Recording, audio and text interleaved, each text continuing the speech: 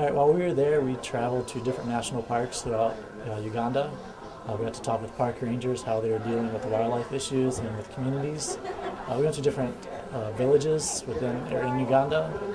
We got to hang out with locals, hang out with the kids. We got to play soccer, go on safaris every morning, see the wildlife, go whitewater rafting on the Nile River. And I hadn't really done anything besides going to class. I loved traveling through Europe. I absolutely loved it. It was just such an amazing experience that I'm home for 2 weeks and all I can think about is going back, about wanting to go hang out with friends, watch a rugby match. The thing I enjoyed the most was just experiencing a different culture, something completely different than our own. While I was in Uganda, which is in East Africa, and just experiencing their culture, which is something I'll never forget. Being in front of the pieces as opposed to being taught about them from a slide projector was a completely new and really interesting experience to be able to go up to the pieces and be lectured in front of them. Probably the biggest challenges for me was creating lesson plans, because I'd never done that before.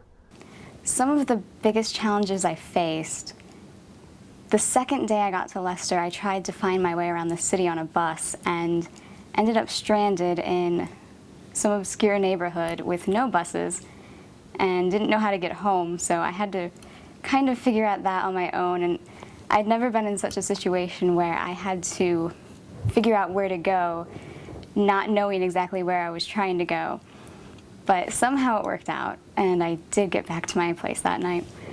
Maybe you mentioned when you're explaining one word, then in your explanation you use another word they don't understand, so you got to do that one. So it can be an endless cycle. People were very, very inviting and understanding of a couple American kids trying to ask for gelato or whatever. But I found as long as you kind of like tried to speak their language or kind of accommodated them, they'd accommodate you too.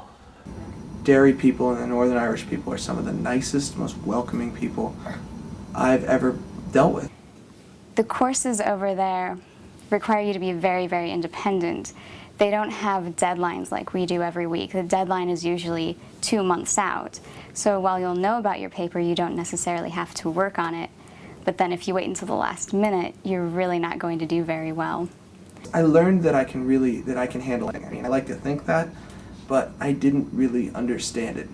You're thinking, oh well, I'll go to Italy, when I graduate or something. It'll be more of a vacation, not you won't probably take away more than you would. It's another one of those experiences that until you actually do it, you never totally understand that. I'd recommend to definitely take the opportunity no matter what country it's in, because then not only do you get a perspective of a different culture, you get a different perspective of your previous culture. After studying in England, I was able to look at America in a completely different way. Be flexible. Don't set your mind to how things are or supposed to be. Just go in with an open mind, willing to learn about the culture, willing to learn about how different people interact. One piece of advice would be, if you're thinking about it, definitely do it. You don't want to pass up the opportunity. This is the time to do it when you're young, and just get up and go. Bring lots of money for gelato if you're going to Italy.